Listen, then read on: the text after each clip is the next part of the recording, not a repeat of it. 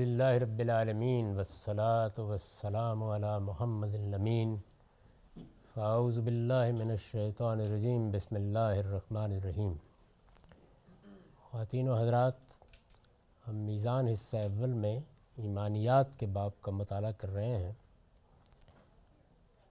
اس میں نبیوں پر ایمان زیر بحث ہے۔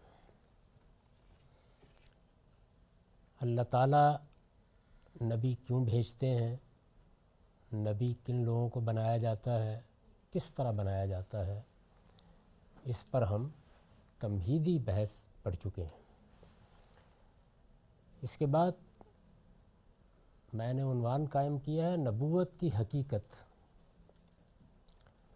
یعنی اب بہت سے عنوانات کے تحت ہم نبوت سے متعلق جو مباحث ہیں ان کو سمجھیں گے۔ میں نے لکھا ہے نبوت کیا ہے؟ یہ مخاطبہ الہی کے لیے کسی شخص کا انتخاب ہے۔ مخاطبہ الہی یعنی اللہ تعالیٰ یہ فیصلہ کریں کہ وہ اپنے بندوں سے کلام کریں گے، بات کریں گے، اپنا کوئی پیغام بندوں تک پہنچائیں گے، تو اس کو مخاطبت یا مخاطبہ کہا جائے گا۔ یہ مخاطبہ الہی کے لیے کسی شخص کا انتخاب ہے۔ اب اس میں بھی دیکھیے، یعنی یوں نہیں ہے کہ میری خواہش ہے، میں چاہتا ہوں، میں نے اپنی طلب کو نشو و نما دی ہے، میں نے اپنے آپ کو تیار کیا ہے، میرے اندر کوئی ملکہ ہے، میں چاہوں تو اس کو حاصل کر لوں، ان میں سے کوئی چیز نہیں ہوتی۔ یہ اللہ کی طرف سے انتخاب ہے۔ اس کے معنی یہ ہیں کہ اللہ تعالیٰ اس منصب کے لیے جب اپنے بندوں میں سے کسی کا انتخاب کر لیتا ہے تو اس سے کلام فرماتا ہے۔ قرآن نے بتایا ہے کہ انسان کو اس کا شرف ہمیشہ دو ہی طریقوں سے حاصل ہوا ہے۔ یعنی اب یہ بحث کی جا رہی ہے کہ اللہ تعالیٰ نے ایک شخص کا انتخاب کیا، اس کی طرف وحی کرنے کا فیصلہ کیا، یہ فیصلہ کیا کہ اپنا پیغام اس کے سپرد کرے گا، تو اللہ تعالیٰ یہ معاملہ کیسے کرتے ہیں؟ قرآن نے بتایا ہے کہ انسان کو اس کا شرف ہمیشہ دو ہی طریقوں سے حاصل ہوا ہے۔ ایک عام مخاطبت کے ذریعے سے جو پردے کے پیچھے سے ہوتی ہے۔ پردے کے پیچھے سے کا مطلب یہ ہے کہ کوئی حجاب درمیان میں رہتا ہے، رو در رو نہیں معاملہ ہوتا۔ ایسا نہیں کہ آپ اللہ تعالیٰ کو براہ راست دیکھ رہے ہوتے ہیں، پردے کے پیچھے سے۔ وہ پردہ کسی درخت کا بھی ہو سکتا ہے، وہ پردہ کسی دیوار کا بھی ہو سکتا ہے، وہ پردہ کسی پہاڑ کا بھی ہو سکتا ہے۔ ایک عام مخاطبت کے ذریعے سے جو پردے کے پیچھے سے ہوتی ہے، اس میں بندہ ایک آواز سنتا ہے مگر بولنے والا اسے نظر نہیں آتا۔ سیدنا موسیٰ علیہ السلام کے ساتھ یہی ہوا۔ طور کے دامن میں ایک درخت سے یکایک انہیں ایک آواز آنی شروع ہوئی، لیکن بولنے والا ان کی نگاہوں کے سامنے نہیں تھا۔ یہ پیچھے بیان ہو چکا ہے۔ اس سارے واقعے کے جو حوالے ہیں وہ نیچے میں نے دے دیے ہیں، سورہ قصص وغیرہ میں آپ اس کو دیکھ سکتے ہیں۔ دوسرے وحی کے ذریعے سے، یعنی ایک طریقہ وہ ہے۔ دوسرا یہ ہے کہ کوئی اشارہ لطیف، وحی کا مطلب کیا ہے؟ اشارہ لطیف کے ذریعے سے بات دل میں ڈالنا۔ دوسرے وحی کے ذریعے سے یہ لفظ کسی کے دل میں کوئی بات ڈالنے کے لیے آتا ہے۔ اس کی پھر دو صورتیں ہوتی ہیں۔ اولاً اللہ تعالیٰ براہ راست نبی کے دل میں اپنی بات ڈال دے، یعنی یہاں پر بھی پھر دو طریقے ہوتے ہیں۔ ایک تو یہ نا کہ آواز آتی ہے اور اللہ تعالیٰ پردے کے پیچھے سے کلام فرماتے ہیں۔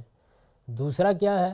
دوسرا یہ ہے کہ اللہ تعالیٰ براہ راست نبی کے دل میں بات ڈال دیتے ہیں۔ ثانیاً فرشتہ بھیجے اور وہ اس کی طرف سے نبی کے دل میں بات ڈالے، یعنی وہی کام فرشتہ کرتا ہے۔ اللہ کا پیغام فرشتے کے پاس ہوتا ہے اور فرشتہ بھی سامنے نہیں آتا بلکہ وہی کر دیتا ہے۔ یہ معاملہ خواب اور بیداری دونوں میں ہو سکتا ہے۔ پھر جو بات اس میں کہی جاتی ہے وہ خواب میں بعض اوقات ممثل بھی ہو جاتی ہے، یعنی اس کے لیے اللہ تعالیٰ دونوں طریقے اختیار کرتے ہیں، اور بعض موقعوں کے اوپر اس کو ایک تمثیل میں ڈھال دیتے ہیں، یعنی پورا واقعہ دیکھ لیتا ہے پیغمبر۔ اس کی مثالیں آگے آئیں گی۔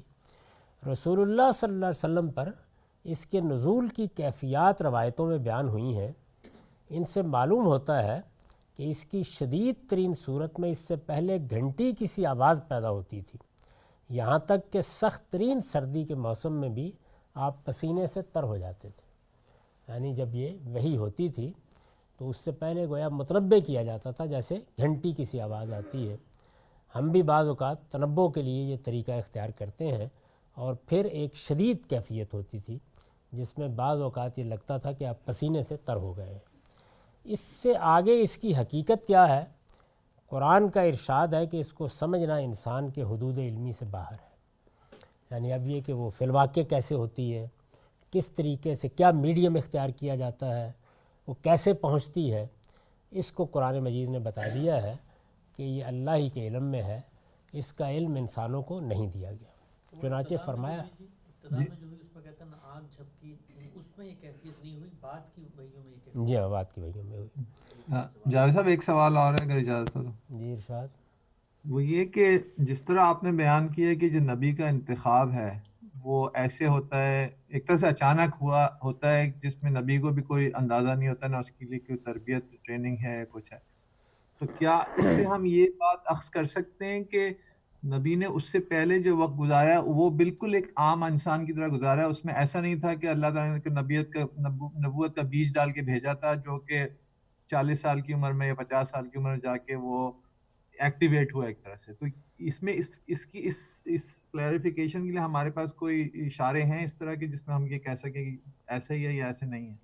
ہمارے سامنے رسالت مآب صلی اللہ علیہ وسلم کی زندگی ہے، اور وہ اسٹیبلشڈ ہسٹری میں بیان ہوئی ہے، اور ہمارے سامنے سیدنا موسیٰ کا واقعہ جزیات تک قرآن نے بیان کر دیا ہے۔ اس سے یہی بات معلوم ہوتی ہے کہ ایک عام شریف النفس، جیسے قرآن کہتا ہے نا، وہ خیار الناس، یعنی بہترین لوگ ہوتے ہیں کردار سیرت کے لحاظ سے، لیکن اس طرح کے کسی ملکے کے کوئی آثار نہیں ہوتے ان کے اندر۔ عام انسان کی زندگی، اپنے معاشرے کے شریف النفس انسان کی زندگی، اعلیٰ اخلاق کے حامل انسان کی زندگی بسر کرتے ہیں۔ سیدنا موسیٰ کے بارے میں بھی یہی معلوم ہوتا ہے، اور محمد الرسول اللہ صلی اللہ علیہ وسلم کے بارے میں بھی یہی بات ہے۔ میں تو اس کی نفی کر رہا ہوں، بار بار توجہ دلا رہا ہوں کہ یہ کوئی اکتسابی عمل نہیں ہے، کہ یہ کسی ملکے کا ظہور نہیں ہے، یہ کسی صلاحیت کی نشو و نما نہیں ہے، ان میں سے کچھ بھی نہیں ہوتا، بلکہ قرآن مجید نے آگے آپ دیکھیں گے کہ نبوت کے لیے اس کو دلیل بنا دیا ہے۔ یعنی یہ بتایا ہے کہ نبی کے نبی ہونے کی دلیل ہی یہی ہے کہ اس کے ہاں یہ کچھ نہیں ہوتا۔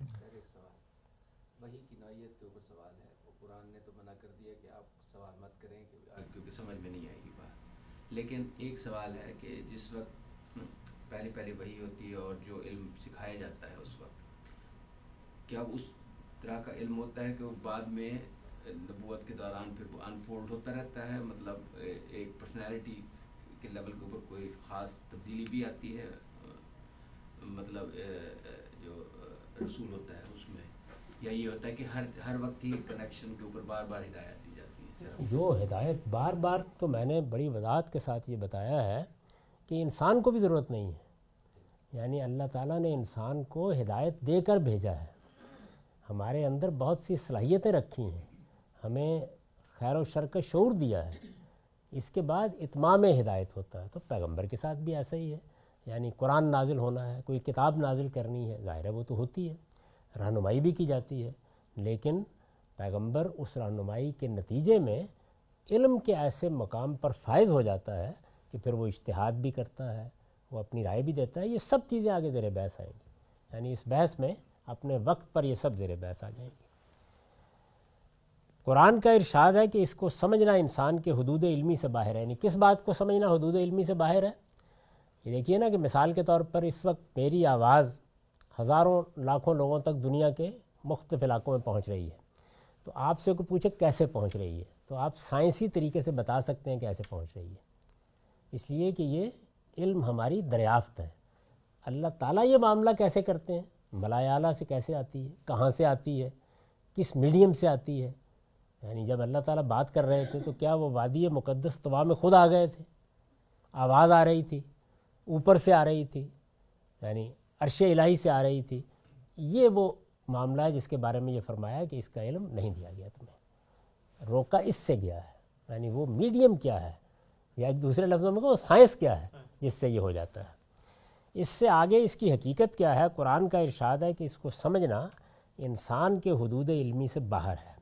چنانچہ فرمایا ہے وَيَسْأَلُونَكَ عَنِ الرُّوحِ قُلِ الرُّوحُ مِنْ أَمْرِ رَبِّي وَمَا أُوتِيتُم مِّنَ الْعِلْمِ إِلَّا قَلِيلًا، یہ تم سے روح کے متعلق پوچھتے ہیں جو تم پر وحی کی جاتی ہے۔ یہ روح یہاں پہ سول نہیں ہے اس آیت میں، بلکہ وحی میں قرآن مجید نے یہ کہا ہے کہ یہ ہم بھیجتے ہیں، یہ اصل میں ایک طرح کی پھونک ہے جو اس کو لے کے آتی ہے، تو اس کو روح سے تعبیر کیا ہے۔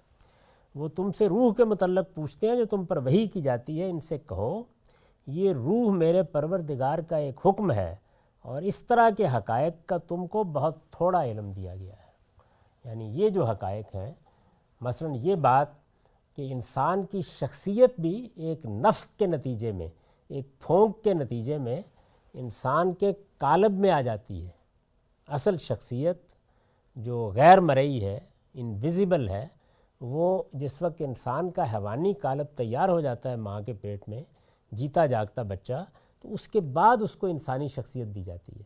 قرآن نے بتایا ہے کہ ابتدا میں بھی یہی ہوا تھا، یعنی انسان کا حیوانی وجود جب پایا تکمیل کو پہنچ گیا، اس کے بعد ہم نے اس کو انسانی شخصیت دی۔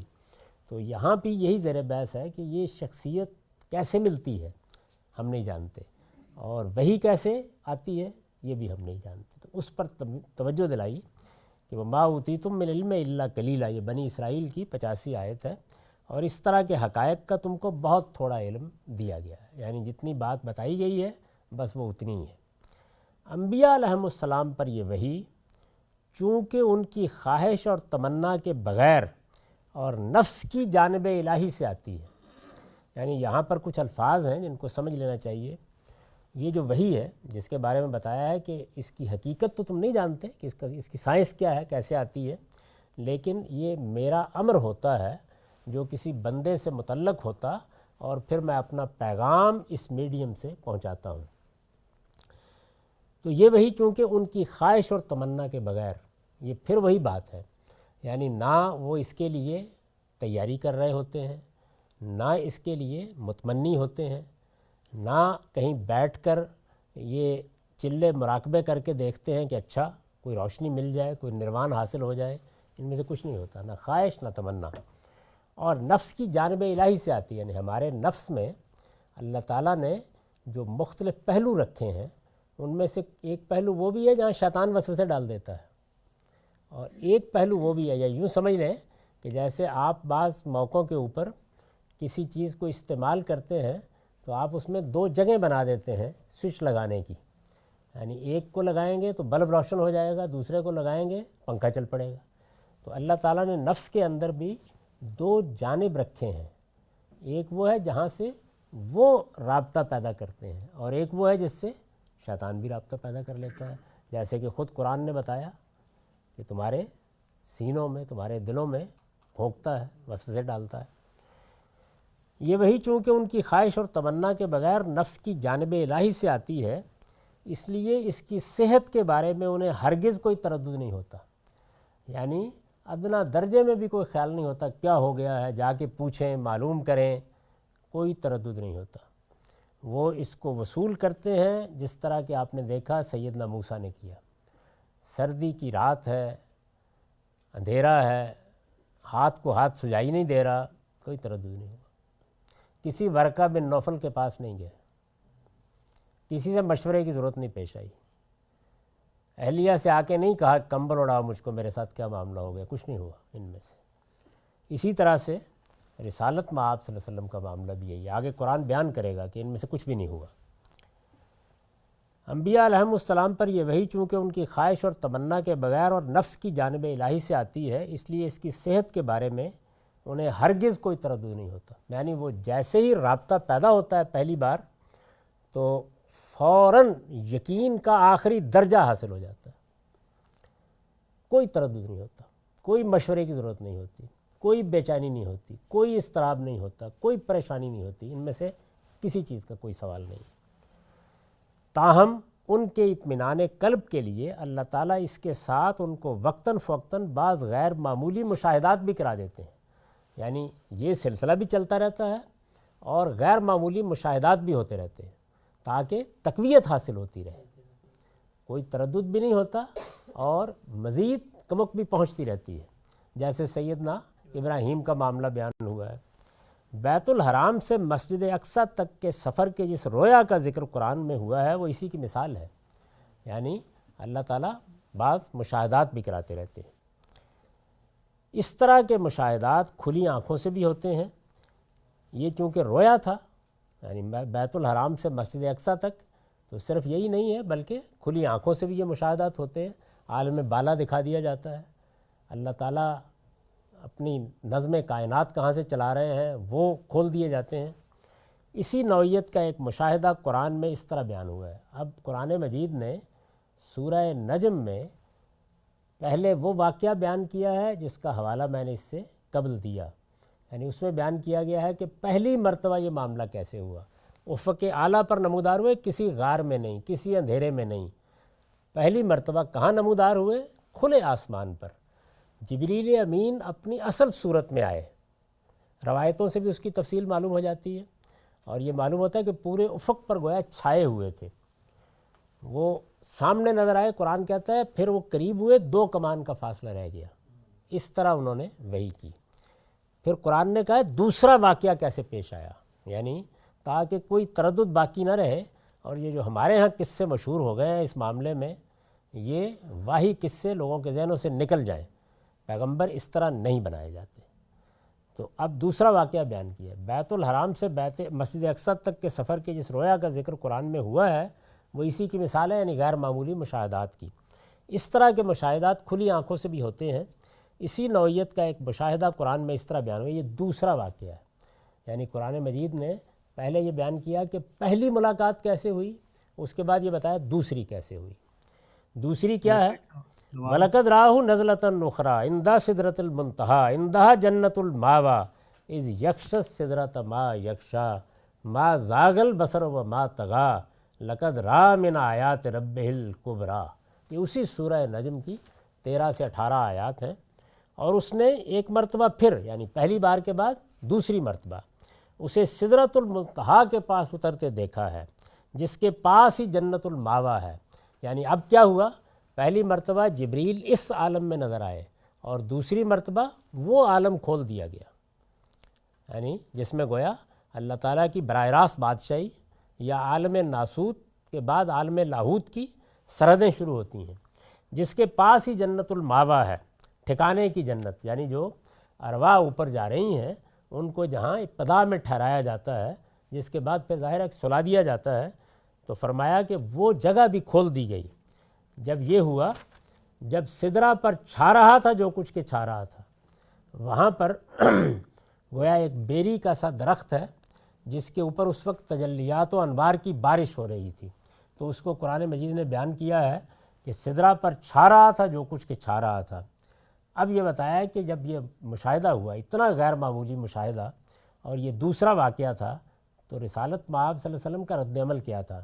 فرمایا ما زاغ البصر وما طغیٰ، اس کی نگاہ نہ بہکی نہ بے قابو ہوئی۔ لقد رأى من آیات رب الکبریٰ، اس نے اپنے پروردگار کی بڑی بڑی نشانیاں دیکھی، یعنی اس وضوح کے ساتھ، اس طرح کوئی تردد، کوئی تذبذب، کوئی چیز نہیں ہوئی۔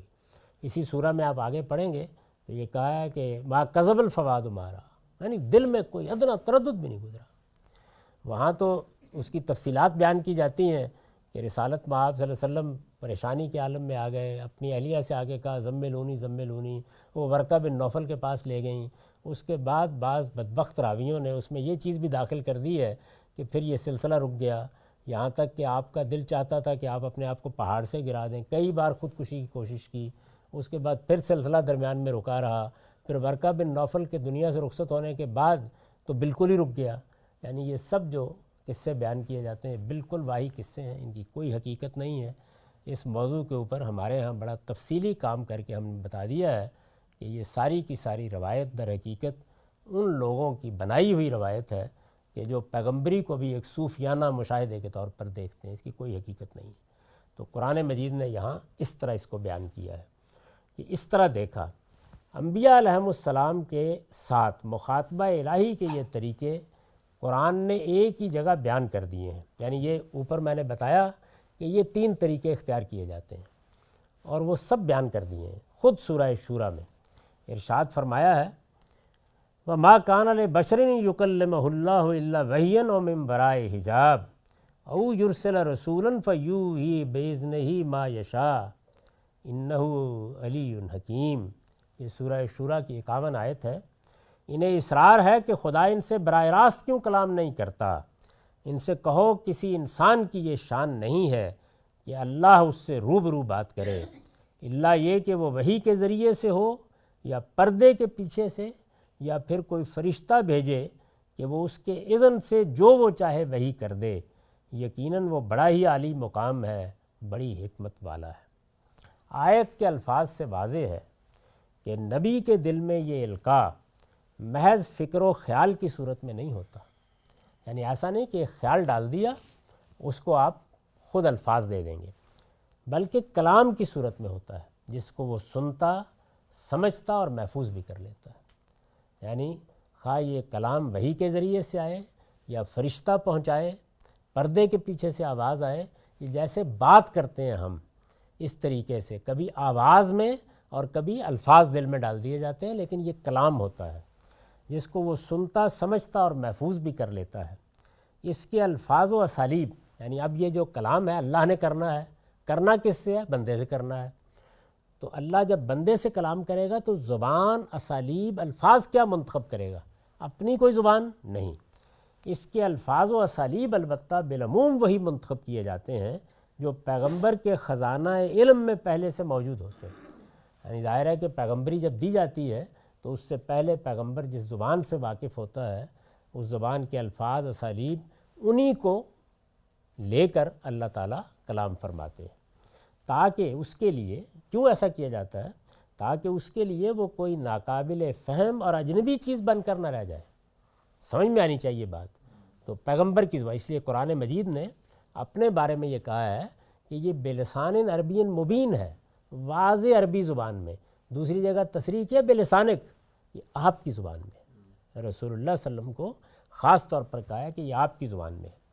یہ اسی کا نتیجہ ہے کہ انبیاء علیہم السلام کے احوال و وقائع اور ان کی استعداد و صلاحیت کے لحاظ سے ان کی وحی میں بھی لفظ اور معنی دونوں کے لحاظ سے غیر معمولی فرق ہو جاتا ہے. یعنی یہی وجہ ہے کہ آپ کو زبور میں اور اسلوب ملتا ہے, تورات میں اور اسلوب ملتا ہے, انجیل میں اور اسلوب ملتا ہے, نبیوں کے صاحب میں اور ملتا ہے. اس لیے کہ نبی کون ہے, زبان کون سی ہے, زمانہ کون سا ہے, زبان کے اسالیب کیا ہیں, ان کا لحاظ رکھا جاتا ہے.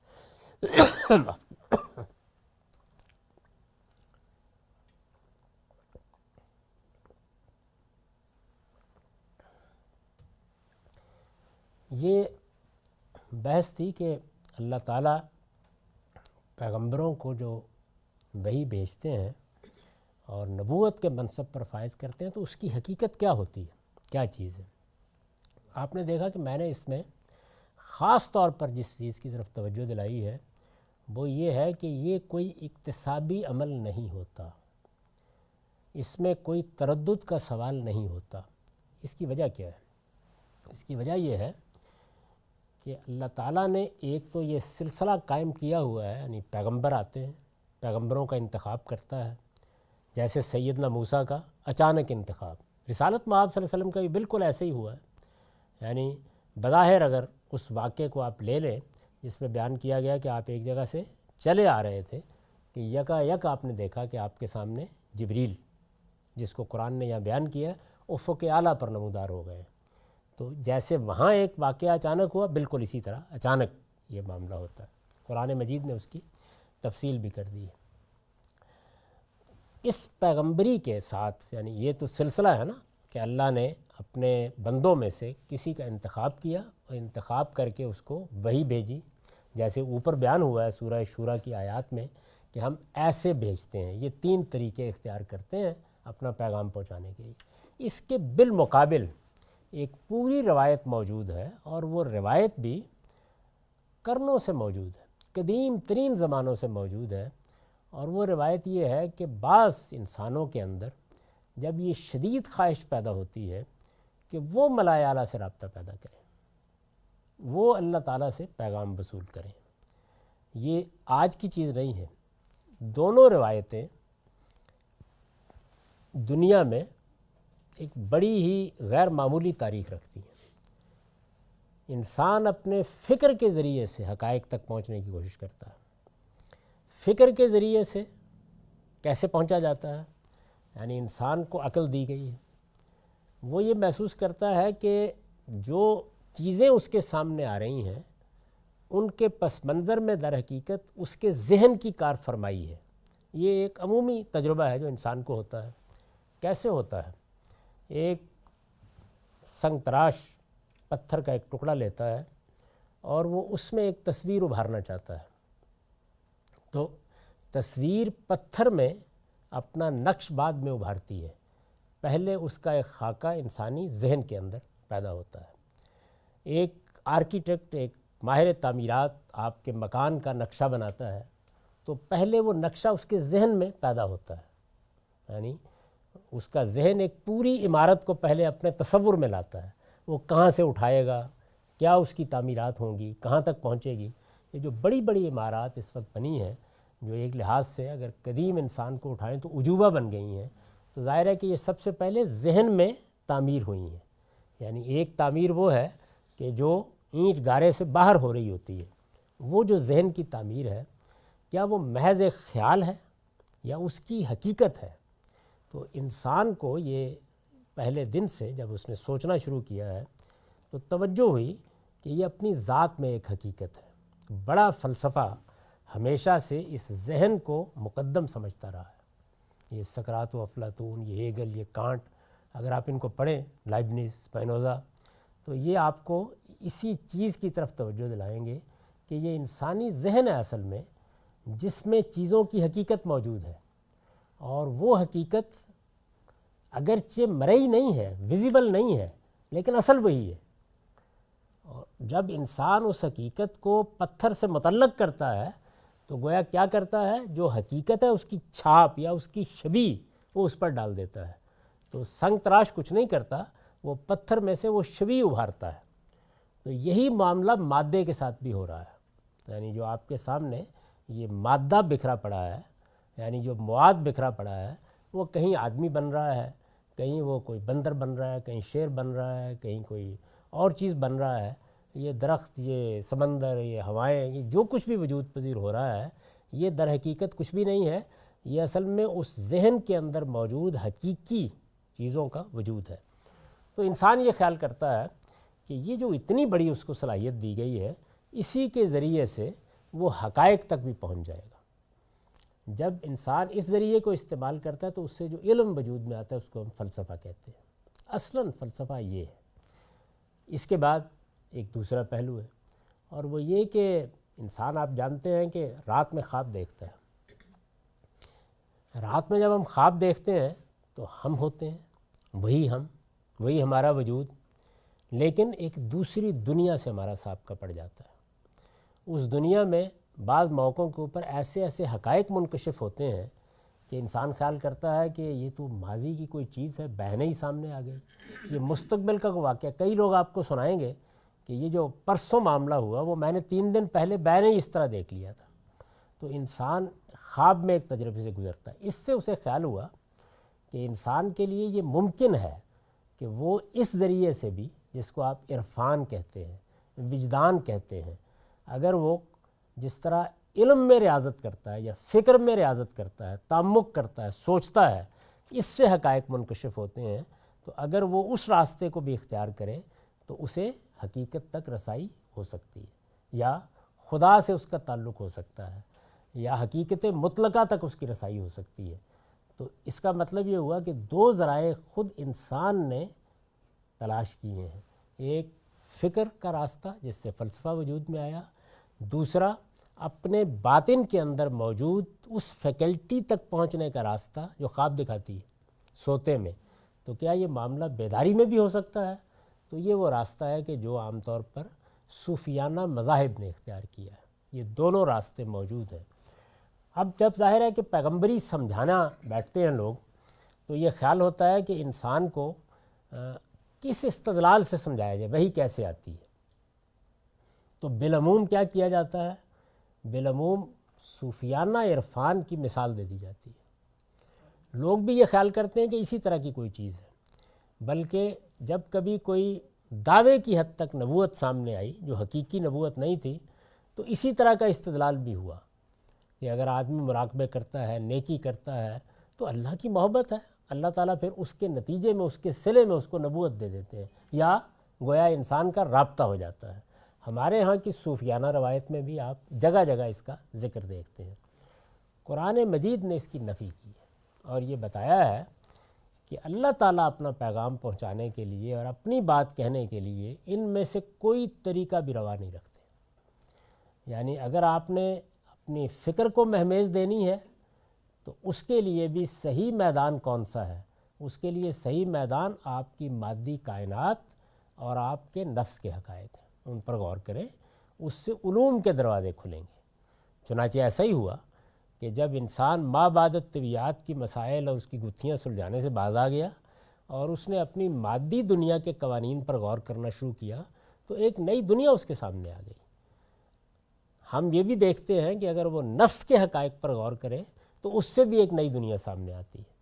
چنانچہ قرآن مجید میں اس کی بھی مثالیں موجود ہیں کہ ملکہ بلقیس کا تخت اٹھا لانے جیسا علم انسان دریافت کر چکا تھا. یہ معمولی چیز نہیں ہے، کوئی 1500 میل کے قریب کا فاصلہ ہے جہاں سے چشم زدن میں وہ اٹھا کے لے آیا گیا. اور قرآن مجید نے یہ بتایا ہے کہ کون تھا وہ، الذی عندہ علم من الکتاب، اس کے پاس نوشتہ خداوندی کا ایک علم تھا، اٹھا کر لے آیا اس کے نتیجے میں. تو یہ بھی علم ہے، سائنس یہ بھی علم ہے. آپ اگر اس دنیا سے متعلق ہو، یعنی آپ نے تخت اٹھا کے لانا ہے، یہ بھی ممکن ہے. آپ نے اس پوری کی پوری مجلس کو ابھی مریخ پر دکھانا ہے، یہ ممکن ہے. لیکن آپ ملائے اعلیٰ سے رابطہ کر لیں، آپ حضیرت القدس میں داخل ہو جائیں، آپ جبریل امین سے کوئی چیز چھین لیں، آپ فرشتوں کے ساتھ ربط پیدا کر لیں، آپ اللہ تعالیٰ کی بارگاہ میں دخل انداز ہونے کی کوشش کریں، تو اس کی نفی کی گئی ہے، اس کا کوئی سوال نہیں. اللہ تعالیٰ کہتے ہیں کہ مجھے جب اپنے بندوں سے کوئی بات کرنی ہوتی ہے تو میں اپنے فرشتوں کے ذریعے سے بھیجتا ہوں، یا براہ راست کلام کرتا ہوں، یا پردے کے پیچھے سے آواز دیتا ہوں، لیکن یہ انتخاب بھی میرا ہوتا ہے. یعنی اس میں نہ تو کوئی باطنی ملکہ ہے جو ظہور پذیر ہو جاتا ہے، کوئی صلاحیت ہے جو نشو و نما پا کے سامنے آ جاتی ہے، نہ یہ کسی مراقبے کے نتیجے میں حاصل ہونے والا نروان ہے. ان میں سے کوئی چیز بھی نہیں ہے. تو اس کی نفی قرآن مجید نے کی ہے کہ نبوت کی حقیقت کیا ہے. تو اگر آپ کو اللہ کی بات جاننی، یعنی دنیا کے اندر اللہ تعالیٰ نے جو علوم فنون رکھے ہیں، جو راز رکھے ہیں، جو اسرار رکھے ہیں، ان کو آپ نے تلاش کرنا ہے، ان کی جستجو کرنی ہے، تو اس کے دروازے کھلے ہوئے ہیں، لیکن اس بارگاہ میں داخلے کا کوئی راستہ نہیں. یعنی آپ نیکی کریں، آپ خیر کے علمبردار بنیں، آپ تقوی کے اعلیٰ معیار پر پہنچیں، اس کا نتیجہ آخرت میں اللہ تعالیٰ کے انعامات کی شکل میں ملے گا. لیکن اس دنیا میں رہتے ہوئے اللہ تعالیٰ کی بات کو جاننے کا کوئی اور راستہ نہیں. میں نے یہ بتا دیا ہے اپنی کتاب برہان میں تمام صوفیانہ مذاہب کے حاملین کی تحریریں نقل کر کے کہ وہ اصرار کرتے ہیں اس بات پر کہ پیغمبر جہاں سے لیتے ہیں ہم اس سے بھی بالا تر جگہ سے لے کے آ جاتے ہیں. اسی طرح سے جو روایت عام طور پر آپ کو ہندوستان میں ملتی ہے، خواہ وہ بدھ مت کی روایت ہے، خواہ وہ جین مت کی روایت ہے، یا اور اس طرح کی روایتیں ہیں، ان سب کے اندر اگر آپ اتر کر دیکھیں تو وہاں انسان یہی کام کرتا نظر آئے گا. یعنی کسی درخت کے نیچے بیٹھ کر، کسی غار میں بیٹھ کر، کسی کھو میں جا کر وہ حقیقت تک پہنچنے کی صحیح کر رہا ہے. حقیقت سے کیا مراد ہے؟ یعنی اس کائنات کا اصل اصول کیا ہے، یہ کہاں سے کنٹرول ہو رہی ہے، اس میں اگر کوئی اس کا خالق ہے تو اس کی حقیقت کیا ہے، اور اس سے ہمیں کیسے اخذ کرنا ہے، تو اس کی کوشش کرتا ہے. تو اللہ تعالیٰ نے یہ قرآن مجید میں واضح کر دیا ہے کہ مجھے جب کوئی بات کہنی ہوتی ہے تو میں اس طرح کرتا ہوں، اور یہ معاملہ میری طرف سے ہوتا ہے، اور یہ جلیل القدر پیغمبروں کے ساتھ بھی ایسے ہی ہوتا ہے، یعنی راستے میں چلتے ہوئے موسیٰ علیہ السلام کو بلا لیا جاتا ہے، ان کو وہم و گمان میں بھی نہیں ہوتا کہ مجھے اس منصب پر فائز کیا جا رہا ہے۔ یہی صورتحال محمد الرسول اللہ کے بارے میں بیان کی ہے۔ اور یہ توجہ دلانا اس لیے مقصود تھا کہ ان چیزوں کو خلط ملط کر دیا جاتا ہے، یہاں تک کہ آپ دیکھیں گے کہ جو ریکنسٹرکشن ہے علامہ اقبال کی، اس میں انہوں نے پیغمبرانہ مشاہدات کے لیے معیار بنا دیا صوفیانہ مشاہدے کو۔ یہ دونوں اپنی نوعیت کے لحاظ سے بالکل الگ الگ چیزیں ہیں، ان کا آپس میں کوئی تعلق نہیں ہے۔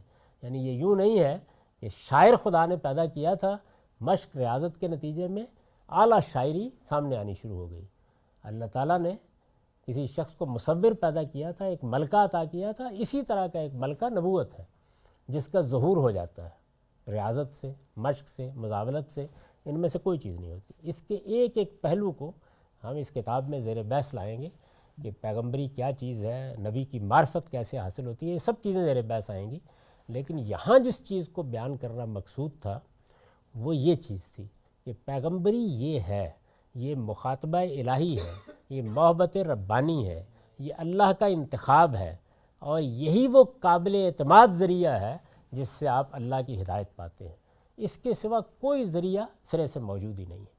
اور یہ جو ذریعہ ہے یہ پھر جتنے آپ دنیا کی علمی تاریخ کا اگر مطالعہ کریں تو انسان کے بارے میں، کائنات کے بارے میں، انسان کے اخلاقی وجود کے بارے میں آپ بالکل حیرت زدہ ہو جاتے ہیں کہ جب قرآن ان سوالوں کا جواب دیتا ہے تو کیسی متعین، کیسی قطعی، کیسی صاف اور کیسی واضح بات کرتا ہے، اور کس طرح ایک ایک چیز کو بالکل حل کر دیتا ہے۔ یعنی انسان جن چیزوں میں گرداں رہا ہے اور اپنی سرگردانی کی حکایت سناتا ہے، اس سے بالکل نکل کر آپ صراط مستقیم پر کھڑے ہو جاتے ہیں۔ تو ان کو الگ الگ کر لیجئے بالکل، یعنی اچھی طرح سمجھ لیجئے کہ ہمیں جو یہ نفسی صلاحیتیں دی گئی ہیں، یہ جو ہمارے باطن کے اندر بعض فیکلٹیز رکھی گئی ہیں، یہ نفس جن قوانین کے ساتھ کام کرتا ہے، ان کو دریافت کرنے میں کوئی معنی نہیں ہے، ضرور کریں، لیکن اس سے آپ اوپر نہیں جائیں گے، اسی دنیا میں رہیں گے۔